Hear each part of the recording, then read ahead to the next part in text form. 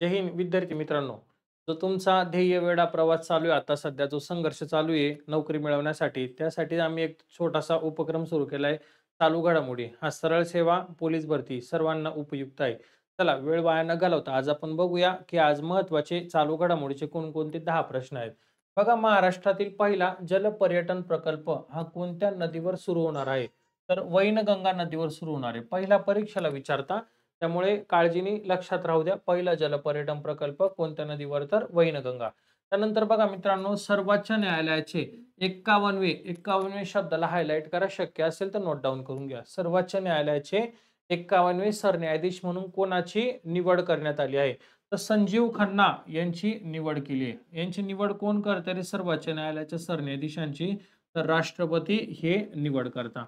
आणि आपल्याला परीक्षेला तरी 51वे आता सध्याला आहे, पण परीक्षेला मुद्दामून काय करता, तुमचा विसर पडतो. तुम्ही काय करता, फक्त आत्ताचेच अपडेट ठेवता आणि मागचे विसरून जाता. जर परीक्षेला विचारलं आपल्याला 50वे भारताचे 50वे सरन्यायाधीश कोण होते? तर सरन्यायाधीश माहिती आहे तुम्हाला धनंजय चंद्रचूड हे भारताचे 50वे सरन्यायाधीश होते. त्यानंतर चला पुढचा प्रश्न बघू आता आपण. महाराष्ट्र राज्य साहित्य संस्कृती महामंडळाच्या अध्यक्षपदी कोणाची निवड केली आहे? डॉक्टर सदानंद मोरे यांची काय केली तर निवड केली आहे. त्यानंतर 2024 चा राष्ट्रीय किशोर कुमार पुरस्कार हा कोणाला देण्यात आला? तर राजकुमार हिरानी यांना देण्यात आला. 2024 चा राष्ट्रीय किशोर कुमार पुरस्कार कोणाला? तर राजकुमार हिरानी. त्यानंतर बघा महत्वाचा प्रश्न आहे. महाराष्ट्राचे सध्याचे पोलीस महासंचालक म्हणून कोणाची नियुक्ती आहे किंवा सध्या पोलीस महासंचालक कोण आहे? रश्मी शुक्ला ह्या सध्याला महाराष्ट्र राज्याच्या पोलीस महासंचालक आहे.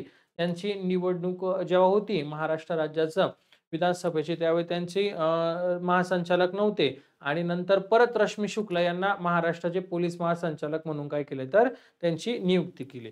चला आता पुढे बघू आपण पुढचा प्रश्न. बघा 2026 हे वर्ष भारत सरकार काय म्हणून साजरे करणार आहे? तर जागतिक महिला शेतकरी वर्ष. आता 2025 चालू आहे म्हणजे पुढचं वर्ष जे असणार आहे हे भारत सरकार काय म्हणून साजरं करणार आहे? तर जागतिक महिला शेतकरी वर्ष. त्यानंतर आयुष्मान भारत आरोग्य कल्याण केंद्राचं नवीन नाव काय ठेवण्यात आले आहे? आयुष्मान भारत आरोग्य कल्याण केंद्राचं नवीन नाव काय ठेवण्यात आलंय? तर आयुष्मान आरोग्य मंदिर हे नाव ठेवण्यात आलेलं आहे. आलं लक्षामध्ये आयुष्मान आरोग्य मंदिर. पुढचा प्रश्न बघू आपण. रिझर्व्ह बँकेचे 26वे गव्हर्नर जनरल म्हणून कोणाची निवड केली? रिझर्व्ह बँकेचे 26वे हे जे नंबर असतात ना मित्रांनो हे लक्षात ठेवायचे.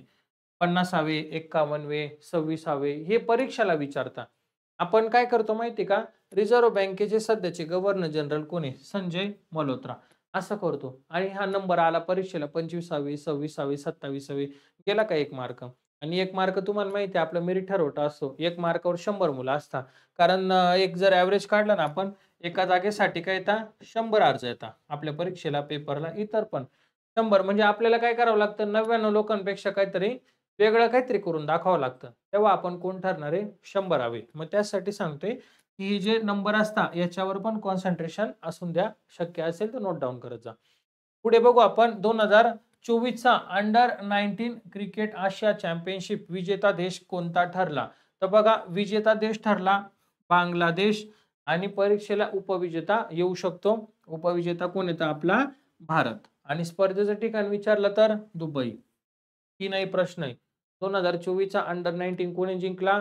बांगलादेश. उपविजेता कोण आहे? भारत. आणि स्पर्धेचं ठिकाण जर विचारलं तर काय सांगायचं? दुबई. पुढे बघू आता आजच्या दिवसाचा आपला 70 म्हणजे आपण बघा सिक्वेन्स चालू केली होती. 1 पासून प्रश्नांची 70 प्रश्नांपर्यंत आलो पण असे आम्ही तुमच्यासाठी कंटिन्यू चालू ठेवणार आहे.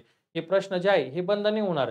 कायमस्वरूपी असणार आहे. फक्त एकच अपेक्षा आहे. काय? आम्हाला सपोर्ट करा आणि आमचा जो चॅनल आहे सबस्क्राईब करा. तुमचे जास्तीत जास्त मित्र वगैरे असेल त्यांच्यापर्यंत आमचा चॅनल पोहोचवा. आम्ही तुमच्यासाठी एक खूप चांगला उपक्रम आणणार आहे. तो सस्पेन्स आहे. लवकरच तुमच्यापर्यंत आम्ही तो पोहोचवू. बघा देशातील सर्वोत्तम ग्रामपंचायत म्हणून कोणत्या ग्रामपंचायतीची निवड केली आहे? तर मान्याची वाडी. आणि यांचा तालुका जर विचारला तर पाटण, जिल्हा विचारल्यास सातारा. व्हिडिओ आवडला असेल तर लाईक करा. धन्यवाद. भेटू पुढच्या प्रश्नात.